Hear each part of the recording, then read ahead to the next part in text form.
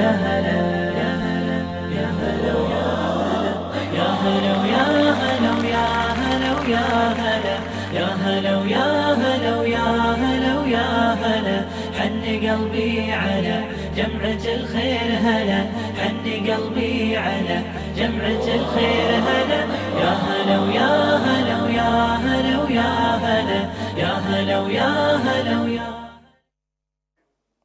Bismillahirrahmanirrahim. Assalamu alaikum and welcome to the program. It's great to be with you once again on a Wednesday morning with beautiful weather here in South Africa. This is ITV Networks. We're coming through to you live from Sunning Hill in Johannesburg. And I'm so pleased with today's lineup. We've got women and more women, amazing women from different backgrounds coming to share their expertise with us on the show this morning. We're going to be talking with Suraya Nawab from the Islamic Care Line. We're going to be looking at polygamy. We'll also be talking to two ladies from the National Prosecuting Authority.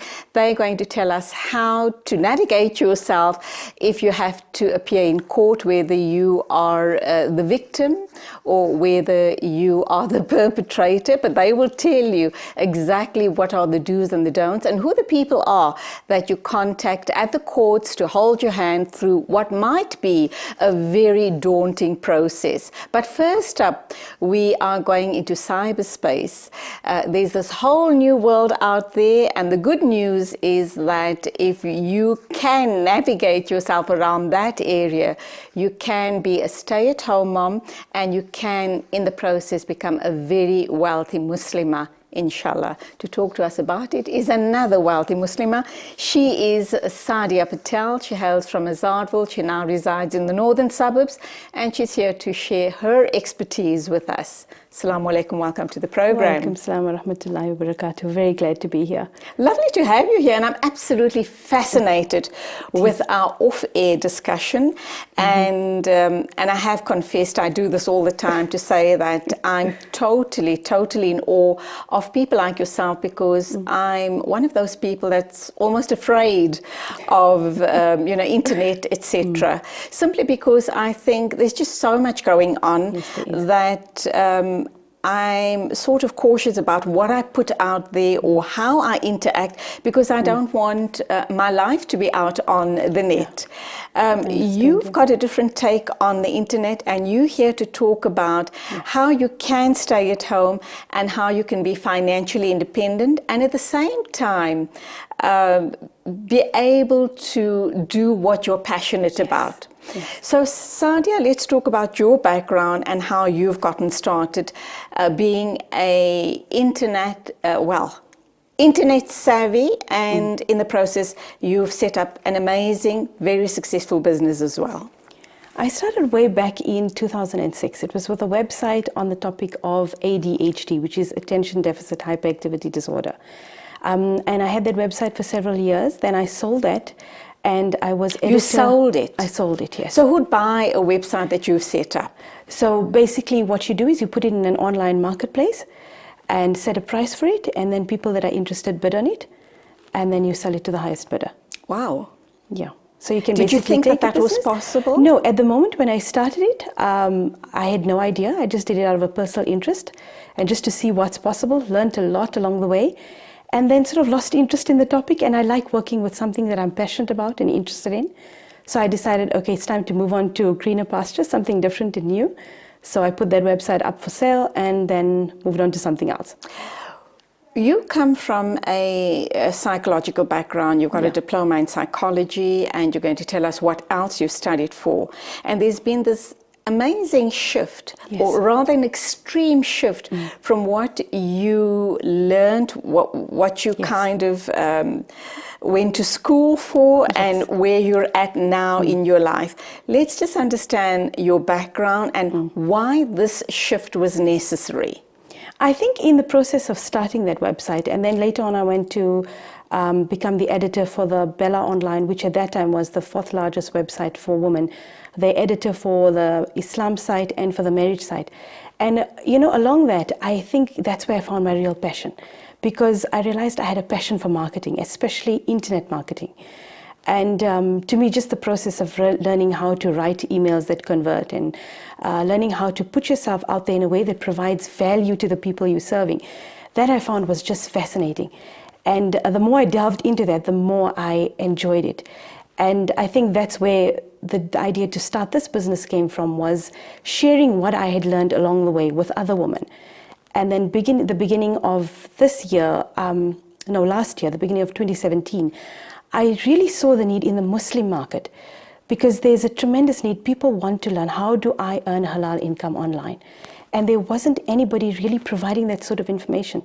And that's when I decided to step up to the plate and share what I had learned in the past 12 years with other women. All right. Two things that jump up at me is the marriage website. What's that all about? Is it still up and running? Because we know that back in the day, when I was at, in the marriage market, so to speak, we did it differently. We had what was called the samosa run, when parents visited, with their son and, showed off the girls, and the girl had to serve tea to the visitors, etc. Things have changed since then. Yes. So talk to us about the marriage site. So that was, Bella Online is like a large collection of websites that have different sort of subtopics for women. Now, that wasn't my site. I was just the editor for that site. So basically what I had to do was write good quality articles, send out emails to their subscribers. So that taught me a lot about putting out good quality content that people want to read. I had to... For example, what would they be? Give us examples of a couple of your emails that you sent out to them. So what some of the things that we had to talk about was problems that people had to deal with. For instance, like if a husband has an affair, what do you do? That sort of thing. So basically what people's needs were. So that gave me a lot of insight. What does my target market want? What do they want to read about? What do they want to learn about? What issues are they facing? So I think a lot of that gave me a lot of background into knowing, what does your target market want? What do they want to know about? What do they want to learn about? And then meeting those needs. So it was a great training for me. Mm-hmm. And the marriage website, were you ever directly involved in getting people together, matchmaking? No. Basically, it was just an advice website, basically, good articles on the topic of marriage, nothing to do with matchmaking or anything of that sort. And this Bella website that you're talking about, is it originated in South Africa? No, it's an international website. It's based in the US. How did you feel, or did you ever wonder whether it would talk to us as South African women or South African Muslims? To a certain extent, yes, and to a certain extent, no. I think there's certain things that are unique to us as Muslims, our beliefs and so on. So in certain aspects, it's generic and it would apply to everyone. But I think there is a need specifically for Muslims, for information for Muslims specifically. So you're talking to South African, and you know that this program goes out to 68 countries internationally, alhamdulillah for that, and there are Muslims all around the world. So you're going to be speaking from a Muslim standpoint of view, speaking as a Muslim woman to other Muslim women. What is it that you talk to them about? And inshallah, after the break, we'll come back and talk about how you can help South Africa, and I guess Muslims all around the world, how you can help them become financially independent through internet. Yes. All right. So to talk to me about my first question. All right. So basically what I'm doing at the moment is, it's not only South African Muslims, it's the entire Muslim international audience. I'm targeting mainly Muslim women, although surprisingly a number of men have asked to join the programs as well. And since they online programs, it's really not an issue. What I do is basically fill the need for teaching women and some men as well how to earn an income in a halal way. Because there's a lot of ways you can make money online. Not all of them are ethical and not all of them are halal. So I think that's where the differentiating factor comes in. It's got to be ethical, it's got to be halal. All right, let's understand the whole issue around halal. What is it that you do online to ensure that this is a halal source of income? I'm thinking already, the one thing that pops into my mind is obviously you won't put out content of a pornographic nature, for example, but other issues? Okay, I think first it lies in the sort of topic you choose. If you're going to go into a gray area, like for example finances, and you have a finance blog, then you've got to be very careful you're not treading on topics like interest. Or if you're saying, for example, the marriage site, are you going into the dating and you're steering away a bit away into the the gray area? So I think first of all it's very important what sort of topic you choose. Secondly, in the presentation of the topic. And it would be okay if you have a non-Muslim audience. It would be okay to go into the gray areas, but because you're targeting Muslims, you have to be really very careful and very ethical. Let's hold that thought. Let's go for our first ad break. Sadia Patel is my guest. We're talking about creating wealthy Muslimas right here in South Africa and beyond. She's been in business for over 10 years and she's very, very happy with what she's achieved up to now. And alhamdulillah, she's here to share her expertise with us. So do stay with us.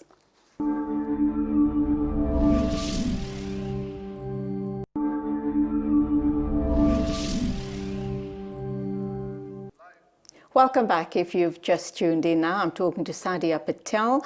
We're talking the wealthy online Muslima. More about that coming your way. But don't forget, Karen Tucson and Asiwa Fundi are in the wings waiting to come in and talk to us about Friends of the Court. And we'll also be looking at polygamy with Suraya Nawab from the Islamic Care Line. But first, Success Online, the online Muslima. If I want to start a website or an online blog or an online business, it all sounds very, very daunting. Where and how do I start?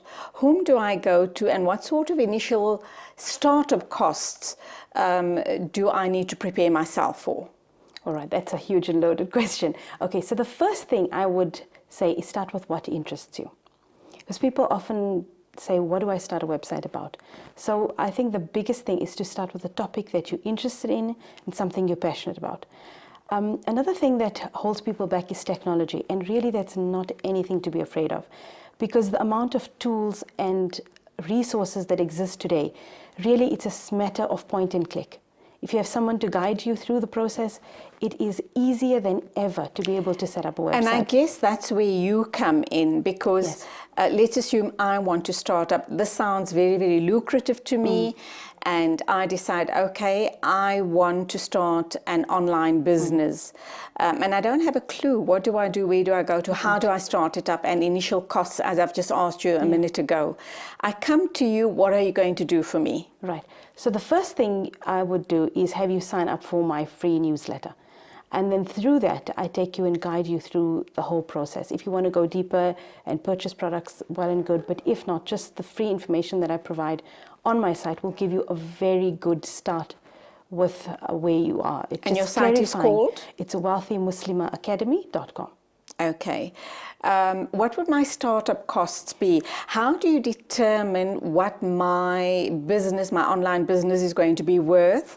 And would you charge me a fee based on what you assume the net worth is going to be? Or do you just have a flat service fee? Okay, now what I do is I provide different courses that you can take, depending on what you would like to do. So if you'd like to start a blog, for example, then I've got a blogging course. They're very relatively affordable. And then the cost, of course, of starting a business, under 500 rands.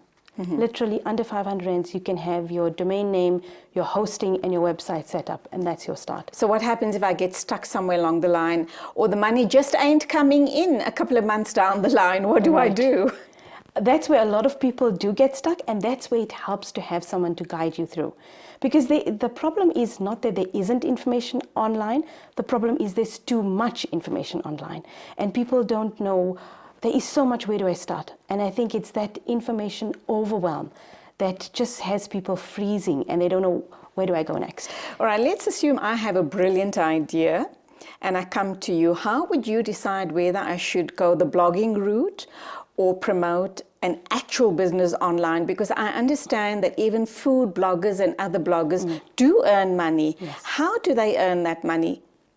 Break that down for me. Okay, so there's a number of ways you can earn money from your online business. In my case, I sell information products, which is courses, ebooks, live webinars, that sort of thing. The other way people earn money online is through advertising from their sites. So in the case that you have a very high traffic blog, that means you have a lot of people coming to your blog, then advertising, putting banners from different advertisers is a great way to earn income. But that, of course, would presuppose that you have a large number of visitors coming through to your site. So advertising is another revenue, selling information products, selling actual physical products. Like we take the example of a food blogger. If they create a cookbook, it could be either a digital cookbook, which they sell in an ebook format, which people can read on their computers or print out, or they could sell an actual physical cookbook. So let's take the example of that food blogger. Maybe they could have a membership site then where they're doing videos of different meals they're preparing, and people are paying a small nominal amount, maybe $9 a month or whatever, for access to that information. And each month they're updating with new recipes. There's so many different ways that you can actually earn money from whatever it is that you love doing. You're a woman of many talents. You've written a couple of books as well, and you're also into life coaching. Yes. Let's start with the books. How many have you written, and what have you written about? Okay, now I've written about my passion, which is making money online. I've published it in Kindle format. So it's basically guiding people through, the one, for example, is the membership site, how to be able to open a membership site where you're getting lots of people in every month and you're providing them some sort of content on a certain topic every month. Okay. Are you thinking of going the hard copy route at any point in time? Not at this moment. I'm still sticking with the Kindle format. All right. You also believe, you've seen a gap in the market, obviously in the Muslim market, Yes, very much so. which you're very passionate about, and thus, you're walking down this path. But also another gap, and that's in the life coaching market, and you believe there is that gap in our community as Muslims. So you've promoting a Muslim life coaching course, which is online, and you're going to have something in April, a 4-day course somewhere in Fordsburg. You haven't determined the venue as yet. You will advertise shortly. Yes.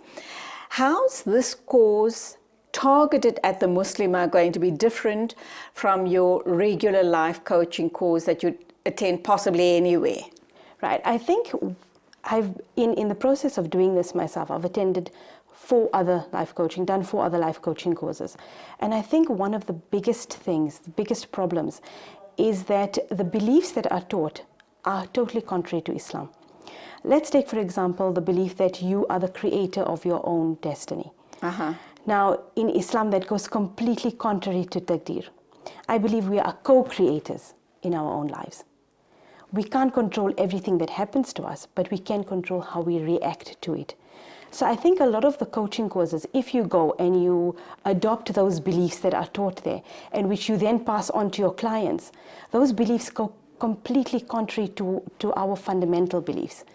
Because we don't believe, it's almost as if you taught to believe you are the God of your own life. And that is so contrary to what we believe. We are co-creators of our lives. There are certain events that happen which we have no control over. But of course we can control our reaction to those events.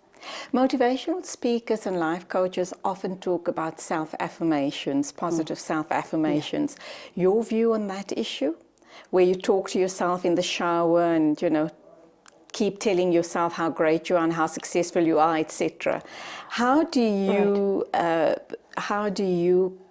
embrace that concept and pass it on to other Muslims and Muslimas from an Islamic point of view? Okay, first of all, I think affirmations are not terribly effective. Simply because if you tell yourself I'm wealthy and successful, there's another part of your mind that's going, that's BS, that's not true at all. So I think I would rather teach clients a concept called affirmations, which is reframing the affirmation in the form of a question. So instead of saying I'm wealthy and successful, how can I be more wealthy and successful? So that starts your mind thinking, because the mind loves questions. When you give a mind a question, it starts looking for an answer. So I think phrasing it in the form of a question, and your mind will automatically start looking for the answers and draw you toward that. Okay, I'm just loving this discussion, absolutely. Still trying to get my mind around a lot of your concepts. So speak to the Muslimas watching us this morning in terms of affirmations or affirmations, and the fact that you're sitting at home, your finances are not all of that great, you want to spend quality time with your loved ones. How do you make this happen for you? But I'm also thinking at the same time, you are, when you're in this space, the space, the cyberspace or internet, you're not necessarily working South African time. No. Is that going to impact on your lifestyle, having to work odd hours or late into the night? If you're doing something like coaching, yes, obviously it will have an impact because you are doing it one-to-one live. But if you're doing something like I do, which is creating an online course, now I've pre-recorded all the videos, they uploaded to my membership area, and it runs 24/7. So I could be sleeping, I could be on vacation, I could be doing whatever, and the orders keep coming in. Once the order comes in, they automatically get into the membership area, they have access to everything. So it's not time dependent. So it just depends on what sort of business you run. If it's like I said, coaching or something where you need to spend time with people one-on-one, then it would be, of course, time dependent. But it just depends on how you set your business up. In my case, I've set it up so that I can work during my hours when it suits me, but it runs 24/7. Let's give our viewers something of value on today's show, and that is, what are the gaps that you've seen? We know we have amazing talent in our community. Yes. We've got amazing women. Very quickly, with a minute to wrap up time, what sort of gaps are there? What sort of opportunities are there so that people can start thinking and engaging with you to set up their online businesses? I think there's a huge market, like I said, in the life coaching. There's a huge market in food blogging, especially with our South African Indian style of cooking, which is unique and different. There's a huge opportunity for food bloggers, I think, as well. Also in terms of personal development. Generally for the Muslim market, there's a tremendous need and not enough people stepping up to fill that need. That's also a tremendously huge market. Muslim parenting is another market that's growing as well. Taking parenting principles, but from an Islamic perspective. That also is tremendous. The Muslim marriage market, for instance, Muslim marriage coaches, or products for Muslim couples based on Islamic principles.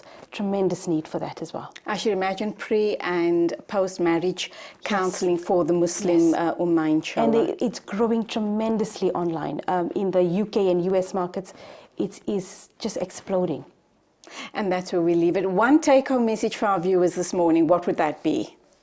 That would be, go to my website, www.wealthymuslimaacademy.com, and sign up for the free information there. I've got a lot of free information that can really help you.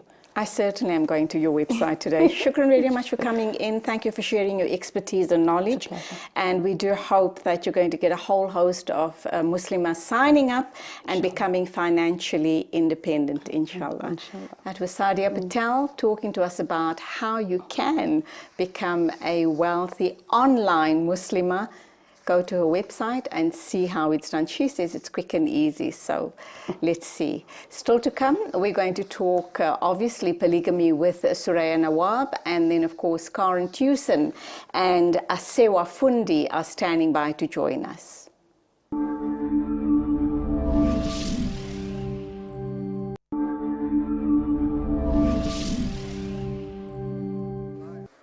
And welcome back. I did say that we have a whole host of amazing women in the studio this morning.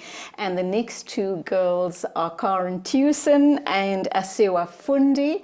We're going to be talking about Friends of the Court, or rather Ke Bona Lesedi. They'll explain to us what that exactly is all about.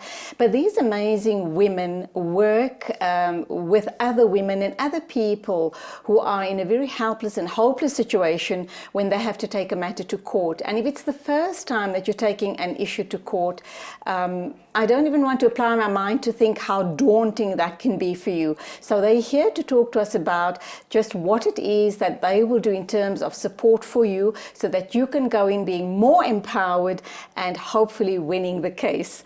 Karen and Asewa, good morning. Salaam alaikum to you. Welcome. Wa alaikum salam. Karen, lovely to have you. Second time in studio. Yes, thank you. And I think this is something that we can never tire of talking about, because I don't think women and the marginalized of society realize just how much help there is out there. But before we get to the courts and legal issues, Karen, you come from a nursing background, and where and how on earth did you end up with the National Prosecuting Authority? When I was working with pediatric patients, children in the hospital, we had a lot of rape victims.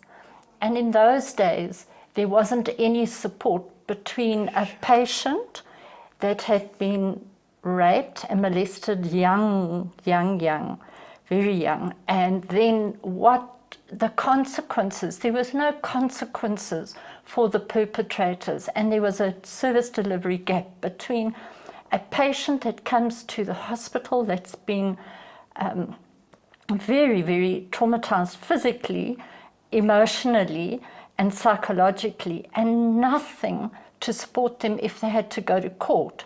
So I actually wrote the first court preparation program, and I took all my skills together, and it was accepted. Wow. As from the National Prosecuting Authority. Now we're out in all different courts throughout the country. And then also we implemented the victim impact statement. So we've really made changes by God's grace. And the victim impact statement is very important. Very few people, in civil society are aware of this, but it's a very, very important statement. I'm going to ask you to share that with us a little later on. Sewa, you come from a social work background. You're now involved with the National Prosecuting Authority. You're based in Johannesburg, across the road from the High Court, am I right? That's correct. You are based in Pretoria. Your interest in becoming involved in this type of work, and how long are you involved? It's been a very long time. I think I've actually been involved with victims indirectly whilst I serve as a social worker probation officer. At that time, there was an interest for us to actually find out what has been the impact of that crime on that victim, in terms of the reports that we did at that stage. However, with the National Prosecuting Authority, I'm now here for over 10 years. Wow. And we basically provide support and empowerment to all the victims within the criminal justice system. That is the state's witnesses. So we expand our program from children to adolescents, as well as to the elderly or the adults. And we basically try to ensure that they understand what is actually court all about. What is this criminal justice system really actually about? Have you noticed, and both you ladies have been involved now with the NPA for quite some time, have you noticed with the type of preparation you do with possibly the victims, and also, I should imagine, other key players, witnesses, etc. Have you noticed a marked improvement in the end result? Do you want to answer that, Siwa? Yes, I think our numbers have grown in terms of the numbers of victims or witnesses that we've actually been reaching. In my 10 years that I've been here, it's grown remarkably. We have identified the need that this needs to be a national program. So we're looking at expansion, and the need for us to actually, our dream is basically to have a court preparation officer based in every court, because the need is exponential. You would be surprised that even if you have witnesses that are actually professional persons that are in employment, but you don't really understand that when I'm in that courtroom, in that witness box, what actually goes on in there. And in terms of our programs or media programs and TV programs that we actually watch, it's not actually what they portray all the time. I was going to ask you, is it as daunting as they make it out to be? So here you in the witness box, or you're being cross-examined by the defendant's lawyer, whatever have you. And, I sometimes say to myself, oh, my goodness me, you're harassing the poor woman or the poor man. Does that actually play out in courts? Karen? Okay, in terms of what are the successes, our success is for the person that we're dealing with that day. So if you're going to court that day, our success will be measured not in the outcome of the case, because there's so many factors relating whether you're going to get a conviction or not conviction based on evidence and law. But if you've got a confident and empowered person to know that as they engage with a court process and they withstand cross-examination, that it's part of the healing process. It's actually called therapeutic jurisprudence. As part of the healing. And if they know that there's some kind of closure, some kind of healing, some kind of power, resolution, it's called restorative justice, to be able to stand up in front of these people and say, I'm telling my story. I'm going to let that perpetrator know what happened to me. And that, to me, is the success of the program. They go away then saying, I've been heard. I've been treated with dignity and respect. Never mind the outcome. Exactly. All right, so what's the difference between previously, when you were here last year sometime, we spoke about the friends of the court, and now you've thrown another word at me, and that is Kebona Lesedi. What's the difference or the similarities? Would you like to respond, Asiwa? It's very similar, different words, but similar indeed. Kebona Lesedi is basically I see the light. After we have gone through the court preparation session with our victims and witnesses, we would like to hear them saying, yes, now I see. This is what's going to happen to me when I am in that witness box. And I think that is the realization, the anxiety and the stress that the witness goes to sleep with weeks before, knowing that I'm actually going to court tomorrow, even the night before. What's going to happen? Will I be able to remember everything? Will I be able to actually answer? You know? So by the time you've completed this court preparation session, you are able to say, Kebona Lesedi, which is, I see the light. I see the light now. I now see. Okay.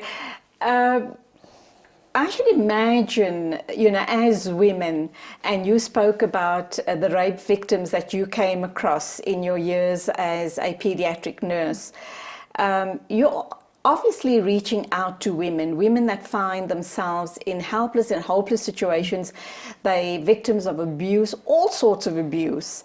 And you guys are out there to hold their hands through this process. But what about men, marginalized men perhaps, or men that find themselves in a situation where, you know, they just don't think that they're prepared to go in and have their case heard? Would you look at them? Oh, absolutely. Men have different issues. They are victims of crime themselves, victims of rape, sodomy themselves. There's a whole host of different trauma that they go through in terms of crime. And we address, Sewa and I and our team, our court preparation officers address them holistically as a male, their family members and the community, and we refer them. So we do continuum of care. So any case that comes to court, if the matter is set down for trial, whether it's male, female, person with a disability, an elderly, a child, we support their family, their family, and also in a murder matter, if the person, the victim, the primary victim is deceased, we support the family during the trial. Okay, when we come back from our ad break, I want to talk about the difference between a civil and a criminal matter, and where and how do you then come in and support the victims. So do stay with us. The lovely ladies, Asiwa and Karen, talking to us about Kebona Lesedi, I see the light. So stay with us.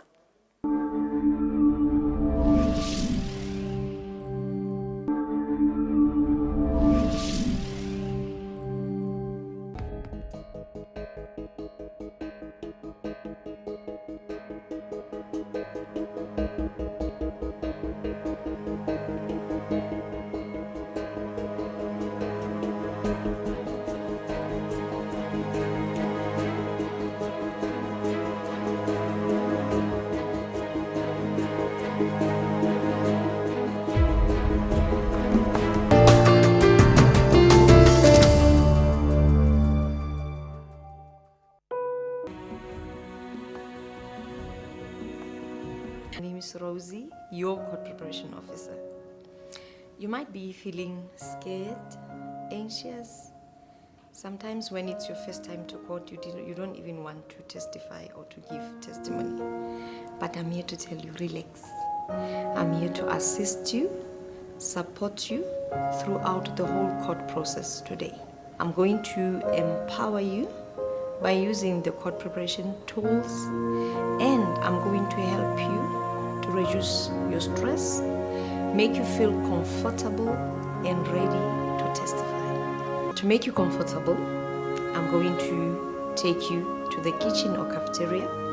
That is in case you would need water or you would need to put something in a fridge. From then, I'll take you to the restrooms, and from the restroom, I will be showing you the waiting room, where you are going to spend most of your day today to wait until you are called into the courtroom to go and give your testimony. Hi, I am Mandisa, your court preparation officer. This is the actual courtroom where you will be giving evidence today. Our court orderlies are uniformed police officers who are there for your protection and to assist in making sure that there is order in the courtroom.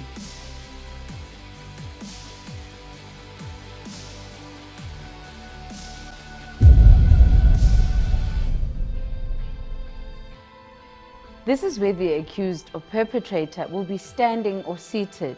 This is the witness stand, where you'll physically be standing in court as you tell the court what happened to you or what you saw.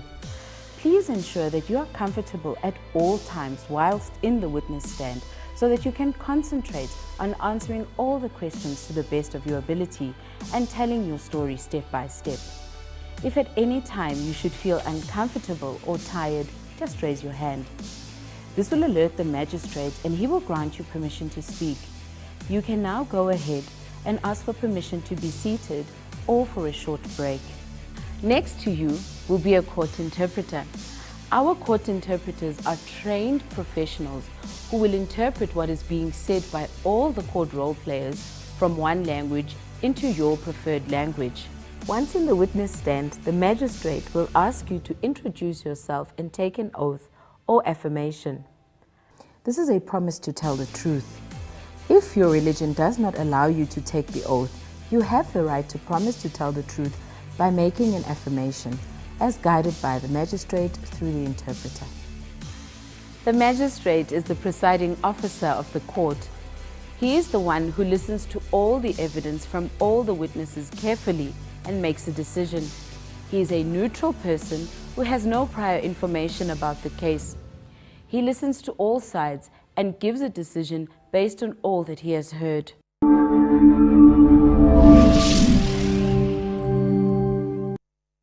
Powerful indeed, and imagine these services are all available to us, and I think, I'm going to put the question to the ladies, I actually think at no cost. Would I be correct? That's very true. Oh my word. That is absolutely amazing. So at absolutely no cost, I can get all of the support and preparation for me to go to court. And as you said earlier on, regardless of the outcome of the case, at least whilst I'm in the witness stand, I won't feel daunted or intimidated, and I'd be able to present my case to the best of my ability. That is true. How do I access these services? And I'm also thinking about, you know, you do get people who would approach you and things don't go their way. The court rules against them, if that's the right terminology that I'm using. And they believe it's been unfair, or their case hasn't been heard, or hasn't been understood properly, and they'd like to go back to court. They'd like to appeal perhaps. And they're relentless about their issue, and they keep coming to you and keep knocking on your door. Is there at any stage when you'll say enough is enough, please go away? No. I think a concern of a victim or witness, irrespective of the fact that they've completed their testimony in court, is valid in terms of their needs and their understanding and where they are in terms of the outcome of each of their matters. So it's what we would normally do is that because most outcomes will not be satisfactory to you, as you've just mentioned, we would refer them back to the prosecutor or the senior public prosecutor, and they will put in place the legal processes if a person is not satisfied about an outcome of their case. There are legal processes which needs to be followed, and they will be guided by that prosecutor as well as the senior public prosecutor in each one of those courts. And absolutely at no cost. Yes, at no cost. What about someone who is gainfully employed, earns a relatively good salary or possibly even a top-end salary, and yet they come to you and say to you, I need assistance? Maybe they can, probably, I mean, if they're earning a good salary, they can afford to get legal representation, but they've opted to forego that for whatever reason, and they come to you for assistance. Would you help them? Would you put them at the back of the queue and take your more needy cases first? What's the criteria and how does it work? First of all, it's a crime against the state. So if you've violated any law, the crime is against the state. So government appoints a state prosecutor who acts as your lawyer in your matter and presents your case in court at government's expense. So it's free of charge for that person, that the crime that's been offended, that's been harmed by this crime. Whatever the crime might be. Whatever the crime. Mention a few. Sorry? Mention a few of the crimes that we're looking at. It's not only issues, crime against women. It's not only rape or abuse. What other crimes are we talking about? It would be murder cases. It would be fraud. It would be corruption, maintenance. Because there's laws that govern our country. So it's very important that they know that the prosecutor is their lawyer, the state lawyer. So that's why Sarah was saying state witnesses, because you get state witnesses or people that have been affected by crime, offenders, but they're not state witnesses. They will be represented then by a defense lawyer appointed by legal aid, if they can't afford, but that's where a criteria comes in. All right. What I also want to ask is, in the American legal system, many a times to prevent the laborious matter being taken to court, the prosecutor and the defending lawyer come to an agreement so that it can be speedily resolved and time and money is saved. Do we have a similar system in South Africa, and would you, friends of the court, or Kebona Lesedi, perhaps also suggest that? No. Yes, we do have a similar system, but no, we would not suggest that. That is illegal. In a case of fraud, for example? In any case. Okay. This is illegal. Once we go into such a scenario, we're talking about legal representation, legal matters, and legal contracts that need to be put in place.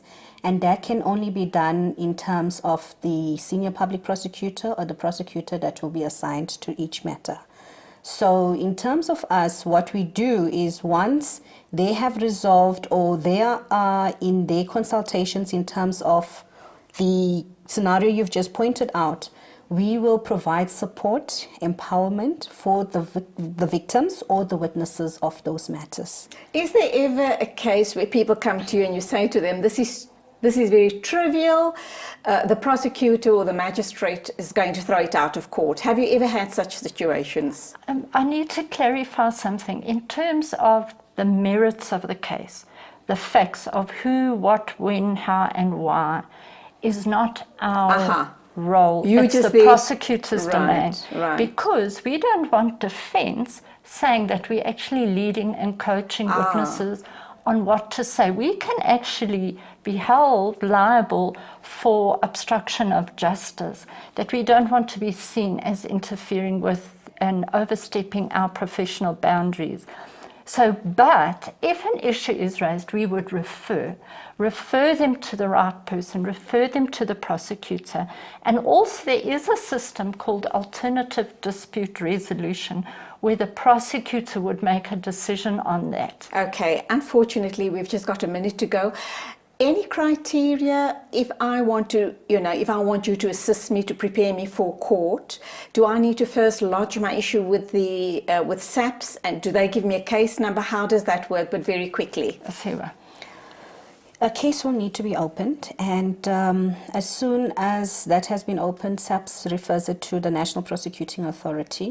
The SPP, together with the prosecutor, will look at whether they are ready to proceed with the matter, and in their preparation and in arriving to that decision, they would actually refer you for court preparation. They will notify us that we have such a victim, please can you start with the processes of preparing Okay, and them. how long does that take? Because I have this horrid feeling that it's months before my case might be heard.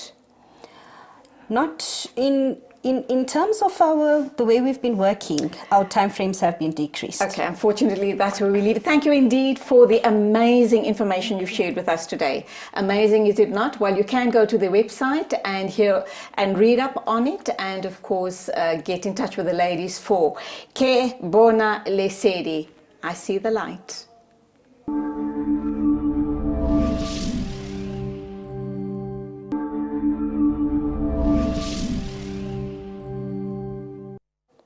Bismillah ar-Rahman ar-Rahim, and welcome back to the final section of the show this morning. And you do know by now, I'm sure, if you're a regular viewer, that we have a collaboration with Islamic Care Line, and every second week Suraya Nawab from the Islamic Care Line comes in and talks about issues that is affecting us as families and the Muslim Ummah as a whole. And we do hope and pray that you will become a part of this conversation and also suggest topics for future programs. Today we're going to be talking about something pretty controversial. Well, it depends how you look at it. It is, alhamdulillah, it is allowed for Muslim men to take on more than one wife, 4 being the limit.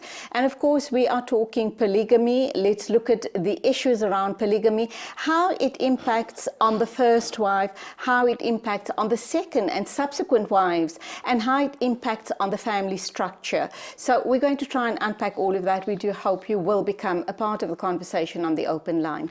Assalamu alaikum, welcome to the program. Wa alaikum salam wa rahmatullahi wa barakatuh, and thank you very much for having me once again. Thank you for being here. And of course, the reason why we're talking about it is that because it is becoming more and more apparent in our communities.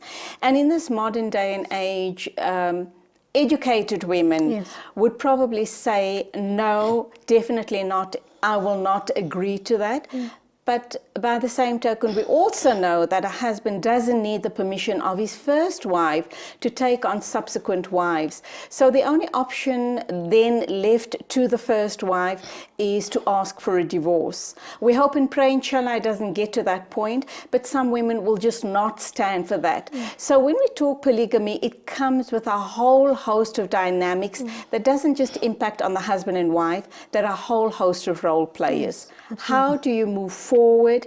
How do we coach and counsel people in a situation like this? Because I believe that is what needs to be done. Because you needing, as the first wife, you're having to either accept the situation or walk away with your children. Okay, Bismillah ar-Rahman ar-Rahim. First of all, let's just put it straight out there that it is polygamy is a Sharia compliant act for a man, and we know that there is no way in which we can go against that or question that in terms of in terms of our deen and our religion. So I think that is very clear to everybody.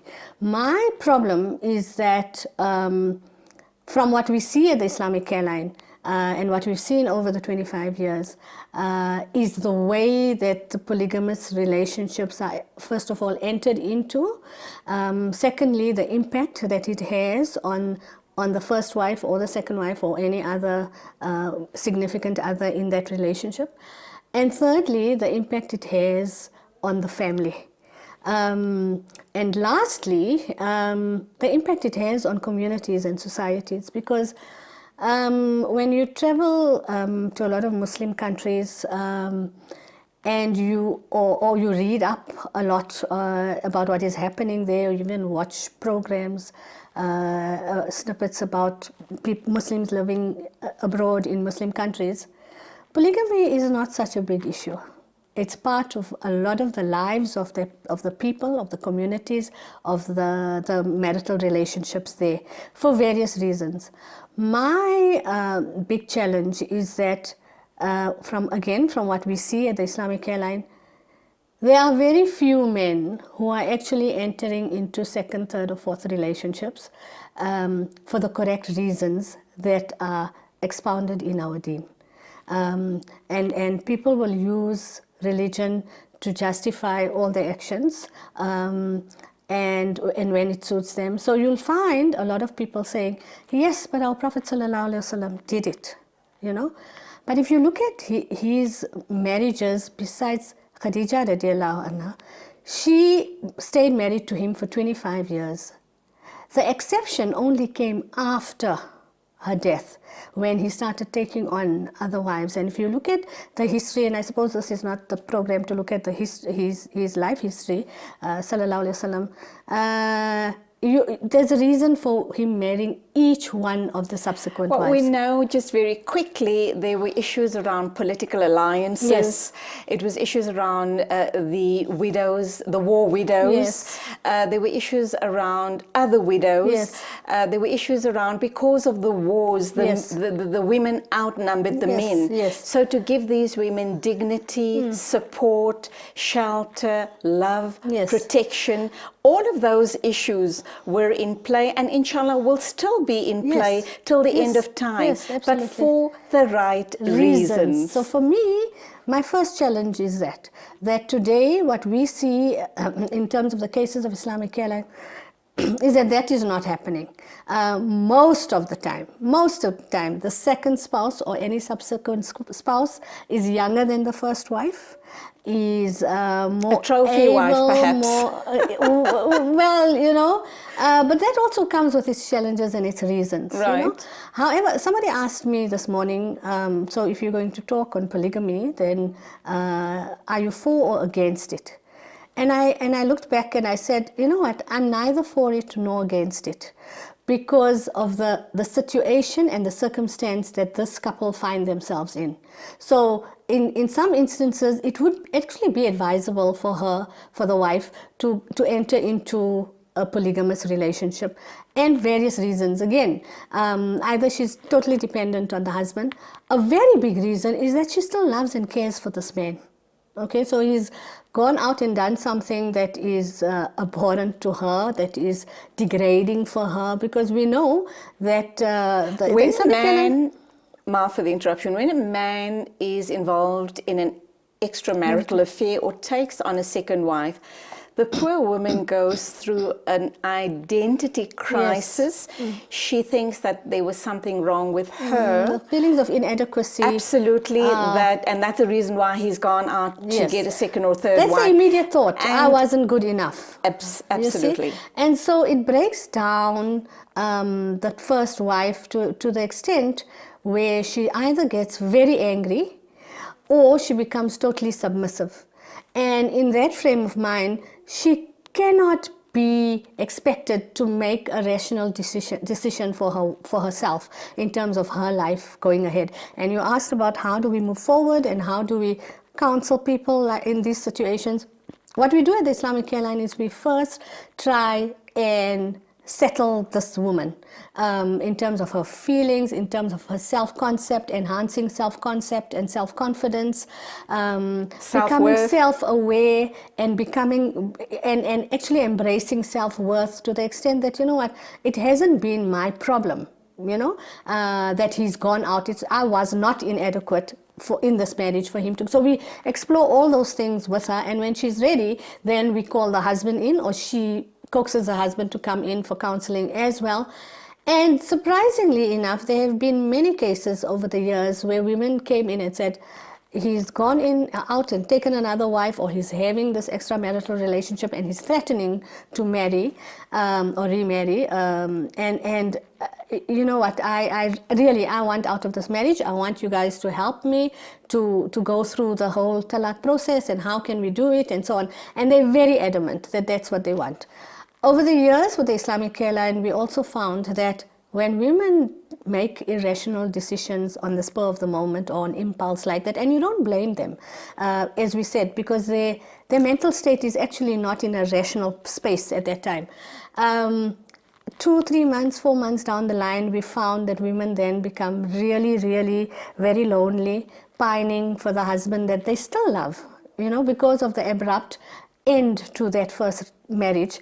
And then we find people going into very disturbing actions, like contacting him again privately and trying to meet him, or making excuses for the children. Okay, let's hold that thought, all of that, right after the ad break. Soraya Nawab from the Islamic Care Line is here talking to us about polygamy, and you can become a part of the conversation on the open line. More coming up right after the ad break.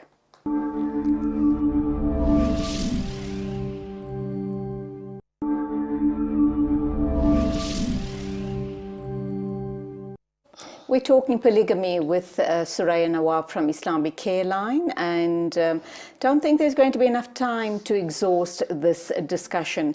Soraya, we're talking about the first wife making very hasty decisions and then lots of regrets thereafter. Yeah. Do you want to expand on that? For me, and again, these are instances that we've seen, incidents that we've seen at the Care Line, where they then regret it because the husband then accepts it and goes off marrying the second wife and living a life. And today, with Instagram and all the social media platforms, the wife or him will put pictures of themselves on, or gone on holiday, or just enjoying themselves, or just being together.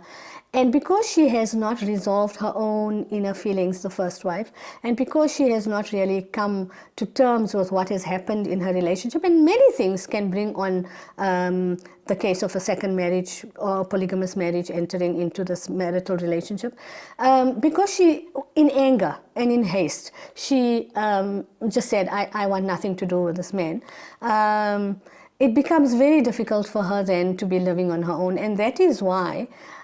That is where we see the merit and the reasoning behind the one talaq at a time. Because it gives you time to process. It gives you time, because the minute the one talaq is uttered, you are in the iddat period. And what is the iddat period? The iddat period, for young women, yes, it is about making sure that if you have conceived a child just prior to the talaq, that child is the legal heir and is your husband's, has the lineage and all that. That is all in place. But for me, iddat is much more than that. It's about a woman having the permission, and Allah gives us the permission over the period of iddat, whether it's losing a spouse through death or through divorce.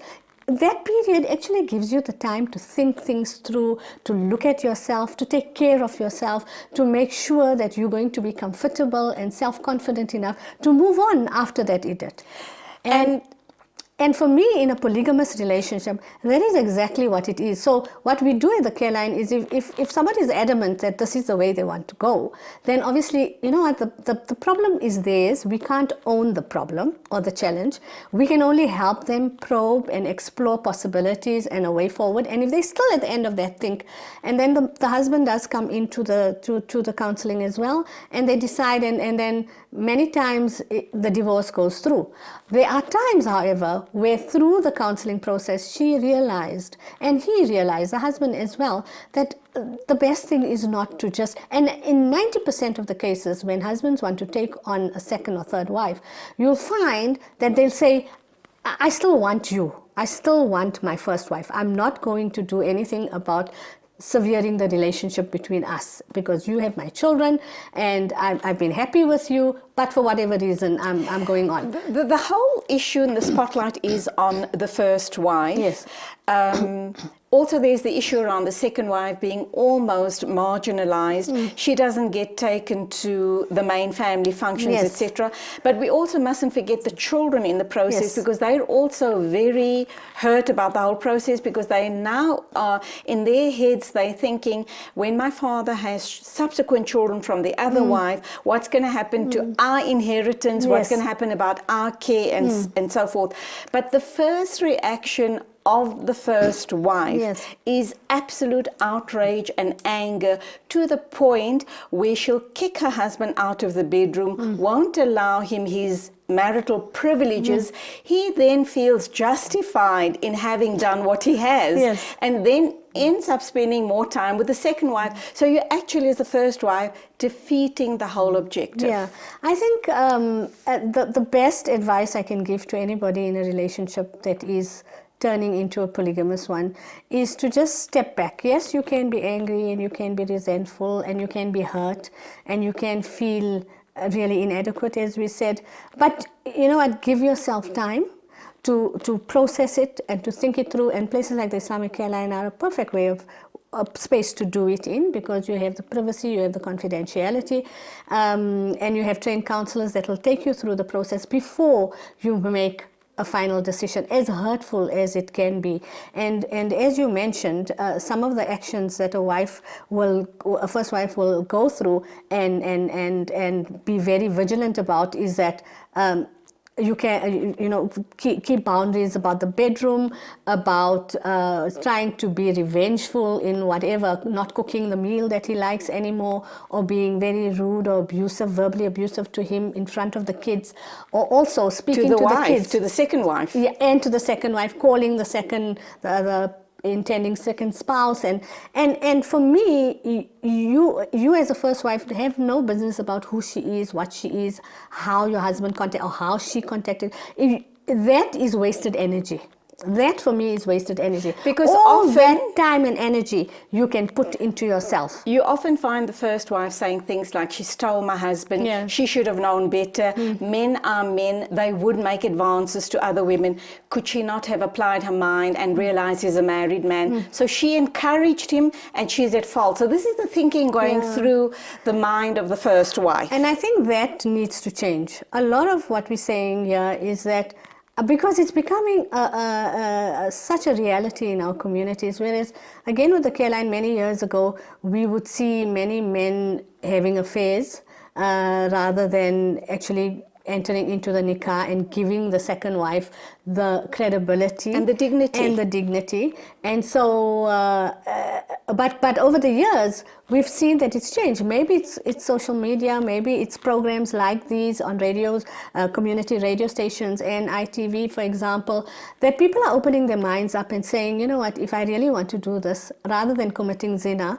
I'll rather marry the person. Again, we're not even going into the reasons for marrying the second wife and the Sharia compliance about that and that. But the fact is, it happens in our community. And for me, this program is about what is really happening in our communities. So it happens, but it's happening more often. On the other hand, we will also find that there would be spouses that come in for counseling on a polygamous issue, and the wife thinks she's protecting herself by saying, you know what, he can rather go and carry on the affair, but he can't marry her. Okay? So for me, that is also very detrimental to you and the sanctity of your own nikah, because what you're doing is you're telling your husband, who you're still in nikah with, the father of your children, who you spent so many years with, it's okay, go and commit zina outside. Okay? So I think women need to just take a step back, because there is a way out. In terms of the Islamic Care Line, what we eventually came up with is what we call a memorandum of understanding. So that's a memorandum, an agreement between the first wife and the husband.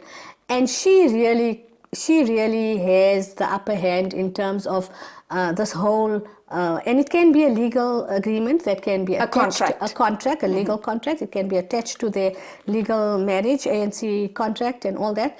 And in there, what we've added towards the end is a clause on tafweed. And we have actually acted on this clause in 2 cases where we had this contract in place, and it's all about the first wife and her needs. So in the and you must know, at that time, a man is so vulnerable. He wants this first wife.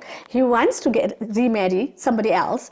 And she's angry, the first wife is angry and resentful and calling everybody names and things like that. And to calm the situation, and he many times we found he's calm and collected, and he'll go through this process. And he'll consent to he'll anything. consent to everything. So she talks about how she wants him to be with her, how many times a week or weekly or weekends, holidays, primary residence of the children, all those sort of things, birthdays, Eids, all those important milestones in the year. So it's all in the contract. And if he renegades on that contract, the tafweed clause then allows her to actually not wait for him to give her the talaq, but at the Islamic care line, what we do is we use an alim that the couple are very comfortable with, maybe from the masjid, maybe an alim who had intervened in their marital problems before, or somebody respectable from the Jamiat, and then the talaq is then called on her by a third party. Now, again, we've got a minute to wrap up. I don't have a Sharia background, but for me, in simple terms, that's what it is. And so if within 3 months or 6 months or a year, she finds, this isn't working for me, then, but it's not also just done on the spur of the moment. We go through again a counseling process with her, and then and we've done that before. But this gives her the time to adjust and see whether she can manage in this relationship. And that's where we're going to leave it. Unfortunately, we've run out of time. A hot topic, and I think what Soraya has expressed is just apply your mind. Don't make hasty decisions. Don't make decisions in anger. And there is a way around every and any situation. We may explore this in a further program, but if not, we've given you food for thought, and you need to do your own soul searching. Time to wrap up. Thank you for being with us. A big thank you to the production team. Until Saturday, as always, it is the long weekend. Please take care on the roads, and as always, it is Assalamu alaikum and Khudafiz from me, Julie Alli. Ya hala, ya hala, ya hala.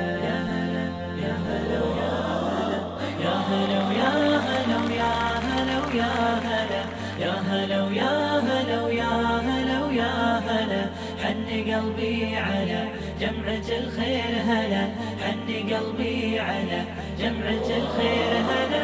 يا هلا ويا هلا ويا هلا ويا هلا، يا هلا ويا هلا